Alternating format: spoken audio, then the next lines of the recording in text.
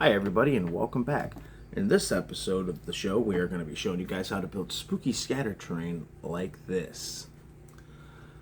But before we get to that, I got a couple questions for you guys. What do you consider spooky? What gives you chills in the middle of the night? What can you do to increase the creepy levels of your games? This might be one of those things. So we're going to take this spooky scatter terrain, and we're going to use it to tell a terrifying story for the spooky season. So let's get into it. So this build for me starts out a little different than normal ones. Normally I'm crafting something, but in this case I had leftover pieces that I'd bought for another project.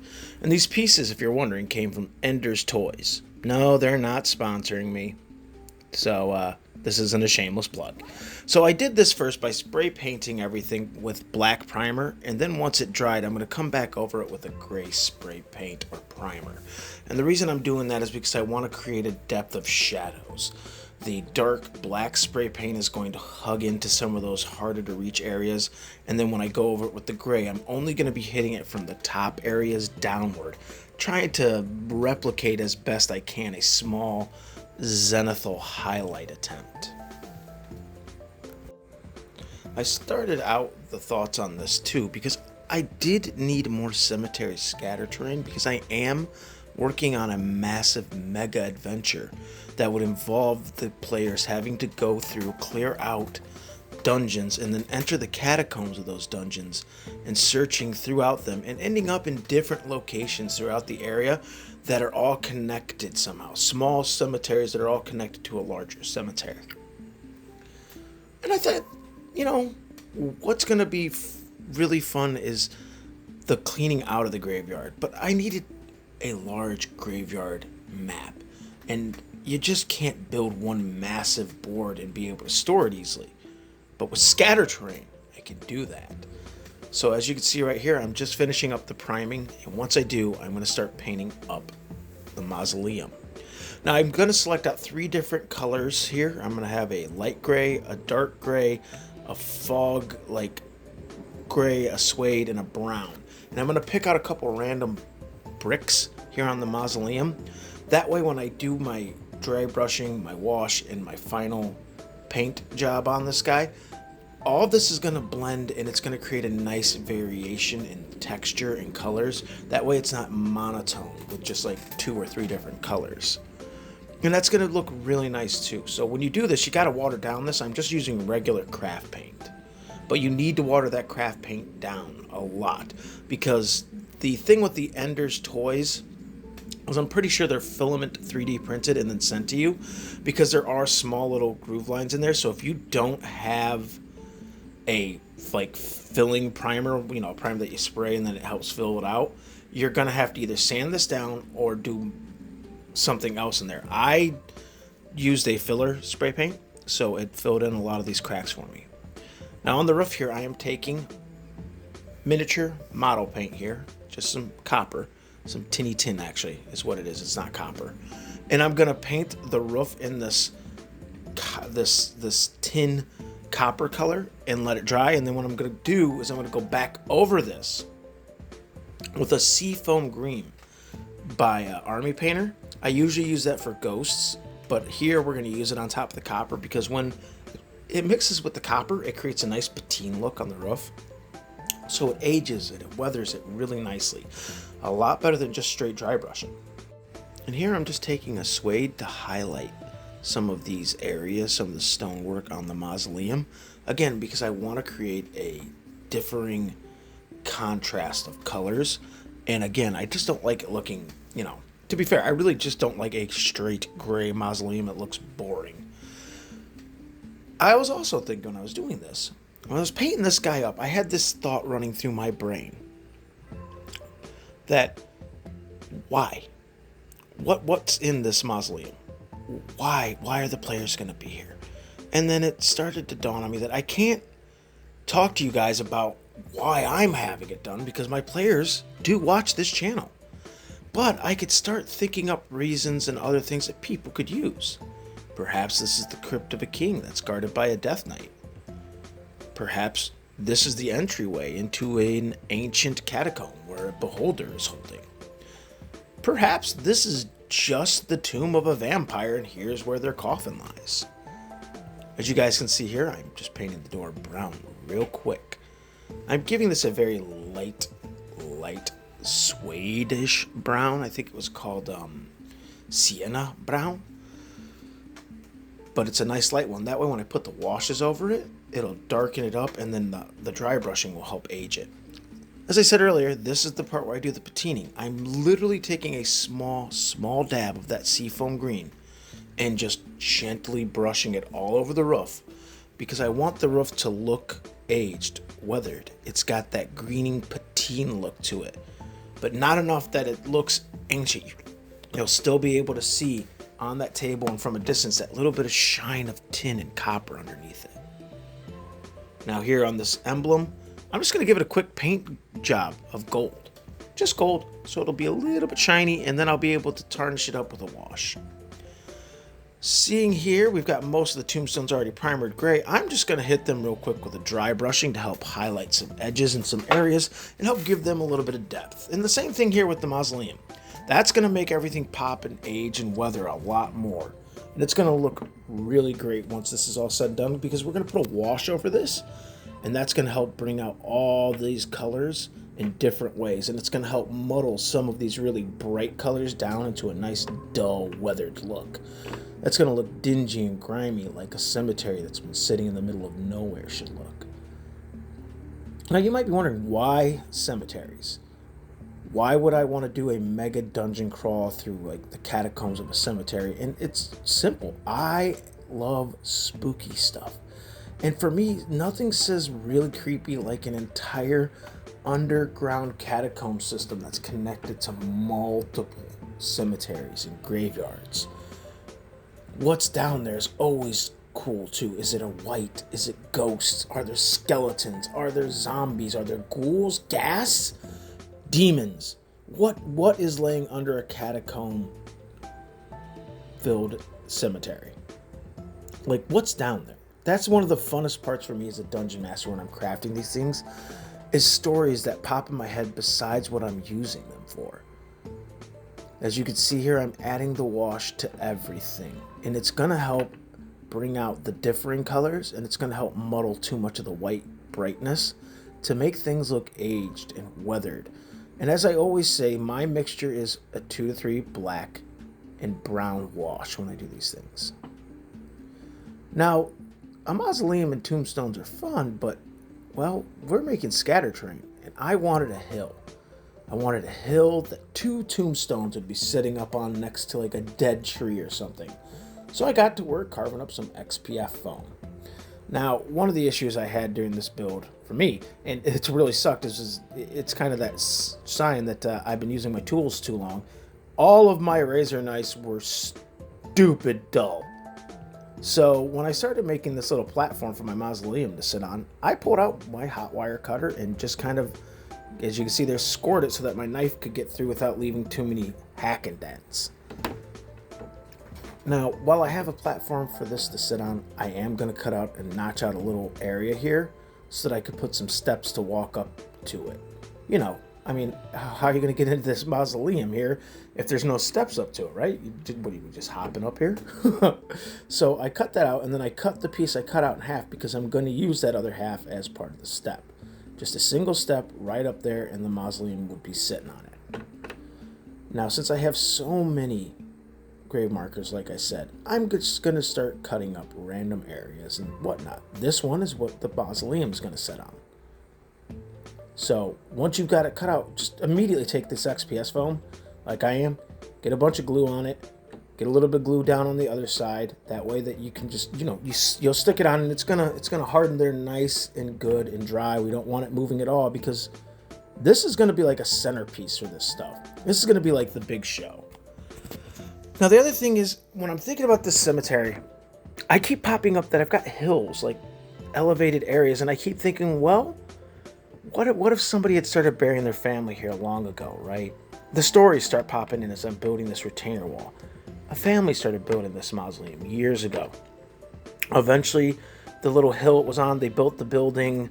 They kind of cut away at the dirt, dug down deeper into the catacombs, built a nice little retaining wall. And this was like a little family grave. Some family's been using this for 30, 40, 50, 60 years. Maybe it's been abandoned for 10, 20 years. Maybe this is the mausoleum out back of the creepy mansion the players are investigating. Maybe it's just a random mausoleum in the center of town where the mayor goes regularly to visit family members or a dead wife, something like that. Now with the hill, it was a little too bumpy and I wanted to smooth it down, so I grabbed some sandpaper. Unfortunately, my sandpaper kept falling apart on me here. It just fell to pieces. I've never had sandpaper do that to me before, but it held out long enough for me to smooth down that hill. Now, as you can see here, I'm marking out an area because I'm making a lot of the scatter terrain. It's not just going to be a mausoleum and a couple of grave markers. Some of these are going to be paths. I want paths because I started to think about this. What else could I use this for? I mean, man, graveyards are pretty one note, but then I thought, what if I have a few paths? I mean, it's not unconceivable to walk through a medieval village down like a little alley or a pathway and see a couple of old graves from before, right? They would work great in a little village like that. But that again is not my intent. I am building stuff for the cemeteries and graveyards. So once I had all of my little ground markers marked out, I just went through real quick and I textured the areas that I knew I was going to be doing stonework. In this case, in front of the mausoleum, I took a really fine-tipped Sharpie pen, as I've always stated, because the chemicals in it eat away at foam and help create the grooves and whatnot that I need. I'm going to make some cobblestone work in front of this mausoleum. And I'm just randomly drawing it out as best I can. If you want to do this, I've seen a dozen tricks where somebody takes like an old paint brush and they like take the bristles out and they just stamp the little metal part that holds the bristles into the foam to do it. But I like the Sharpie pen and doing it by hand. As you can see, I created just a little 2-tier step there, put a crack in it, and boom, I've got that nice little base. And I'm just going to finish up the front here with some more drawings of cobblestone work. Now, you don't have to do a cobblestone if you wanted to do this. If you ordered the Enders stuff, you don't have to do that. So I took a 3D roller here because, like I said, I want pathways. And what I'm going to do is I took scrap. Almost all of this project, by the way, is scrapped or leftover parts because I end up with a lot of scraps after a project. And I'm just going to take these little pathways here that I make here with the roller, and I'm just going to place them. I'm going to cut random shapes, like I said, and then I'm going to glue them down and just place them in the places that I feel like there should be a pathway, a walkway.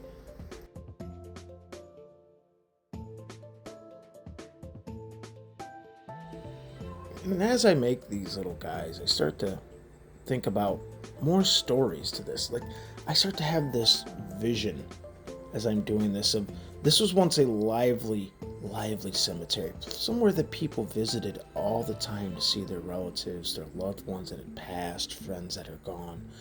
And just over the years, it's fell into disrepair. It's become abandoned and forgotten. And because of that, spirits are angry. Perhaps they're possessing the souls of the dead and rising up and haunting the area. So, now that things have moved along, I'm going to do the usual black Mod Podge. I started on the bottoms here, hoping that if they are going to dry and curl, that they'll curl one way, and then when I put the Mod Podge on the other side, it'll curl them back to being straight. Not always going to work, but it does work a majority of the time. Otherwise, if you don't like that process, I do recommend just carving out some chipboard and gluing things to chipboard. It'll help keep them nice and flat and smooth. But never skip this Mod Podge and black paint combo. You really do want to make sure these guys are nice and sealed because this project is going to be using a lot of watered down PVA glue. And that water could soak in and it could ruin the foam. So just be thorough. As you can see, I am very thorough on the Mod Podging of this project. I make sure that I hit everything as best I can, and I do recommend you doing the same. As you can see, for once too, I'm wearing my rubber gloves. I always tell you guys that I'm going to put on my latex gloves when I do these things so my hands aren't turned into like sticky paint colored goo. So here we go. Keep in mind as you do this, you are going to have some spots along the edge of the wall that are going to require you to really work that brushwork in there, because it is going to have gaps, because you are going to be putting PVA glue that's watered down to hold the flocking. It will seep through that brickage. So make sure you get as much Mod Podge worked in there as you can. Okay? All right. So, as I was saying about the whole like creepy cemetery thing. So let's go on with that thought about it being abandoned for a long time, right? If it had been abandoned forever, why are the dead now rising? Is it because they're mad? Did a necromancer appear and start raising them? Is it a cult? Could the catacombs under the cemetery be infested with mind flayers? These are all things that are popping into my mind as I start doing woodwork. Woodwork was not the word I wanted there. So as you can see, I'm taking those random colors I used for the bricks in the mausoleum, and I'm just picking out like some of the cobblestone work on the ground right in front of where the mausoleum is going to go, and this retainer wall. And again, that's just to give us some contrast in colors so that these things pop out and the wall isn't just some boring gray monotone. We wanted to have some light grays, some dark grays, some browns, a few suedes, and a couple of tan bricks. Just enough that when we put on the dry brushing and the wash, it's going to mute and muddle those colors, but they're not going to be so muted and muddled that you can't tell that there's a variation in color on the bricks.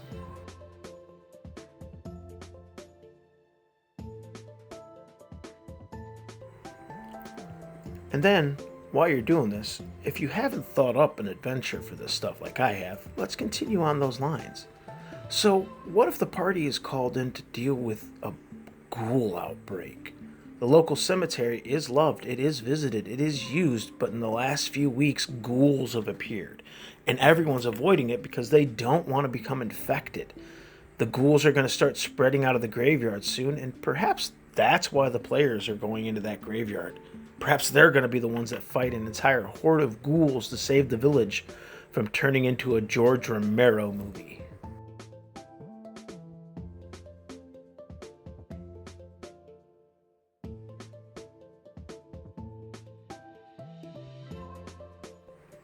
While you're picking these stones out and doing these individual colors, don't worry if you get some on the ground or even smear over onto another piece. This is cobblestone working here, and when you do your dry brushing and wash, it's going to blend it all together beautifully. So any mistakes you make are not going to be mistakes. They're going to be beautiful learning accidents, or as Bob Ross would say, happy little accidents. So right now, I did this thing. I went out and grabbed some dead tree branches a while ago, and right now I'm just had a spare piece of XPS foam that I was gluing a tree branch into to kind of work like a root system. So with everything said and dried and sealed, I'm going to start putting down the tombstones, the grave markers. I've got a bunch of my cobblestone paths picked out with random colors so that when I dry brush it's going to create a gray. So these dead branches make great dead trees, but there is something particular you're going to have to do. If you want to use a tree branch, remember, pick them up. You're going to have to bake them in the oven at about 200 degrees for an hour, hour and a half, because if there's any mold, bacteria, or parasites in that, you don't want it translated through. And as soon as you're done cooking it, let them cool just long enough that you can put isopropyl alcohol on them and then seal it with the watered down PVA mixture. This will keep these guys from having anything like growing in them or spreading.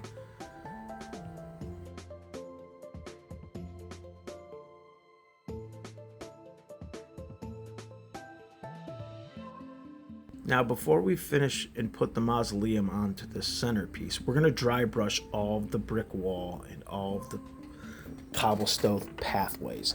The reason we're doing this is once the flocking's down, it's going to be very hard to hit this wall and get it the nice dry brushing look or even the nice wash that we're going to put on. So try to do the dry brushing in the wash before you put anything down. Okay? It just makes your life a lot easier. And once that's all said and dry, you can just do like I'm doing here. I just kind of put a bunch of glue all down and just stick it in place, and then take my last two tombstones and put them right alongside there. So the dry brushing here is going to do exactly what I need it to do. It's going to turn the black stones I hadn't painted into a very weird onyx gray color. And then we're also going to hit the tombstones just a light touch on it because we want them just to pop a little bit more once everything's said and done. And then we're going to throw a wash on this guy. That way, all the stones and all the little nooks and crannies we have inside of the pathways are going to just shine more, and then we can put our flocking down.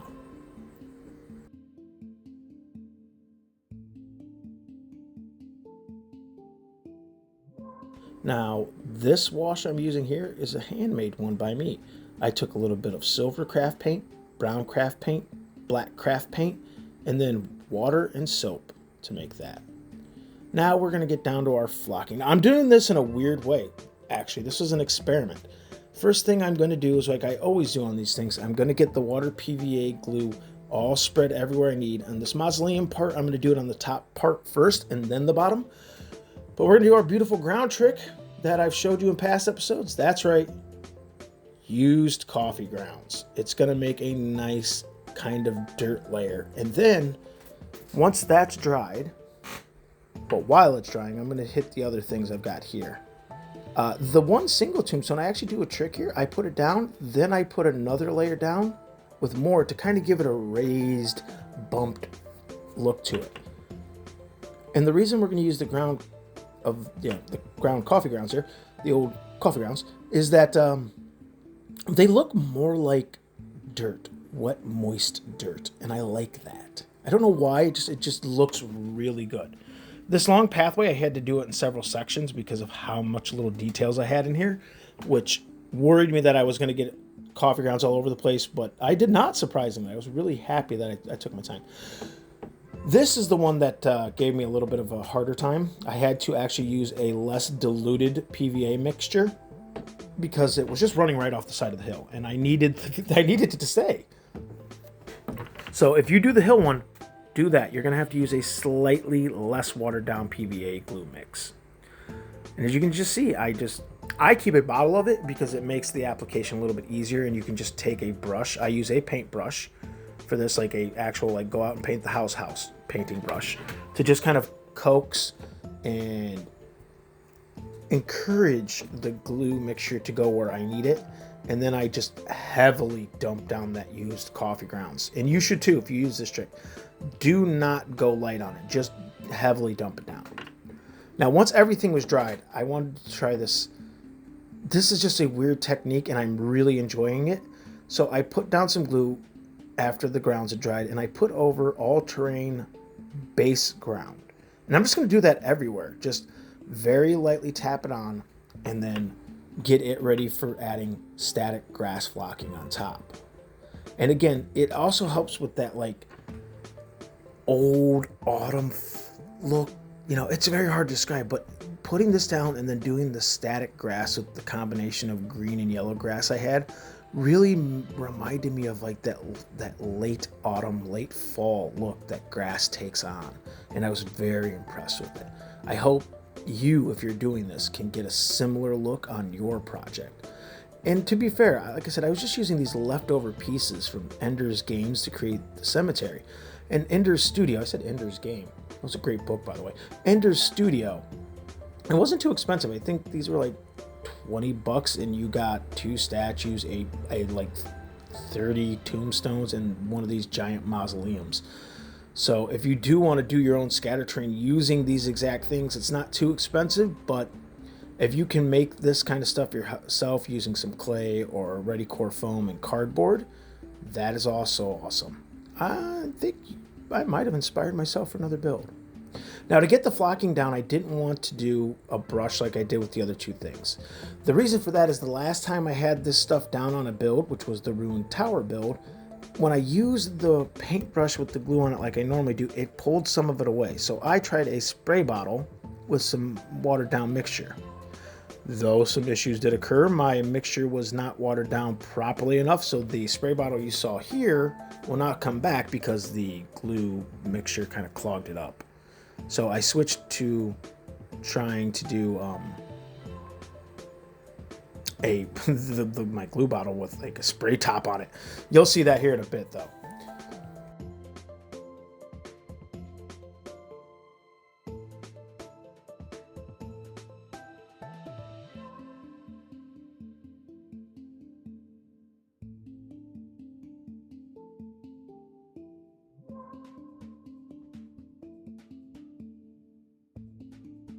Now, there's one thing I want to kind of stress here for everybody is that those static grass layers are great. Man, do they get grass down and everything sticks up and it looks so cool, but do not hold the red button and touch the lid. You will electrocute yourself. And I cannot tell you how many times each project I electrocute myself.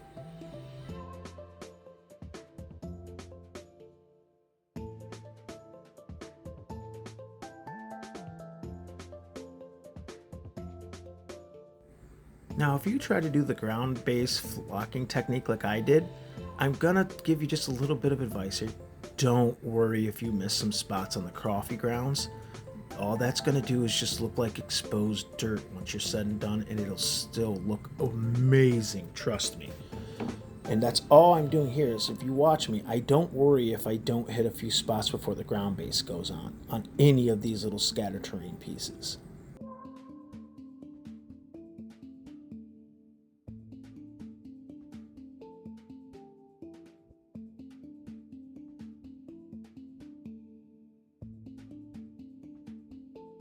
Now the thing with these paintbrushes when I use them for this is I do have to go clean them immediately after everything because that PVA water glue mix will ruin those brushes if you let it dry. So don't let it dry.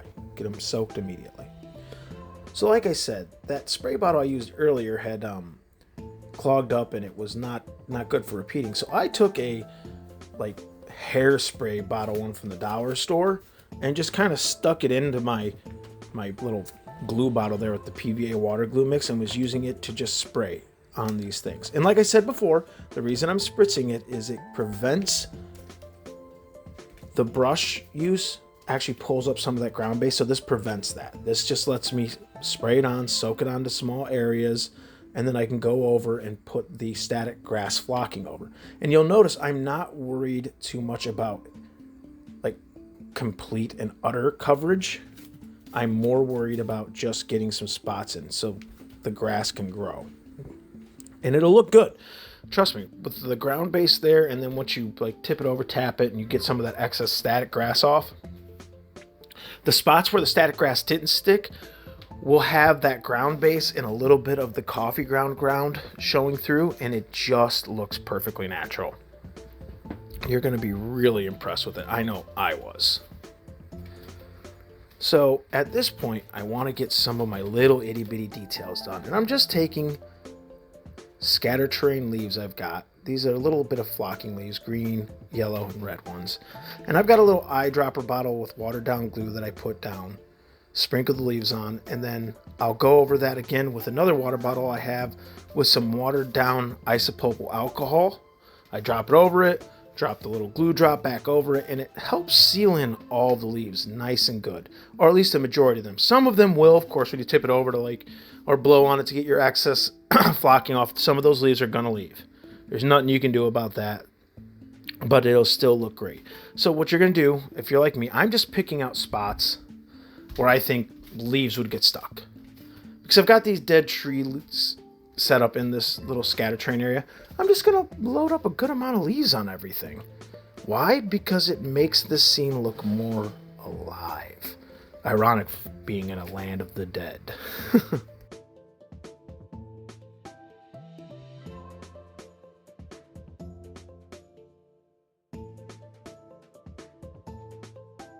As you do these things, as you lay down some of these leaves too, keep in mind, maybe things travel through here. Maybe the leaves are gonna show a hidden path for like squirrels or rabbits. Maybe undead monsters walk these paths. And when you go for the tree areas, I had a very simple philosophy, and I think it's a great one. I just loaded up as many leaves underneath the tree as I could.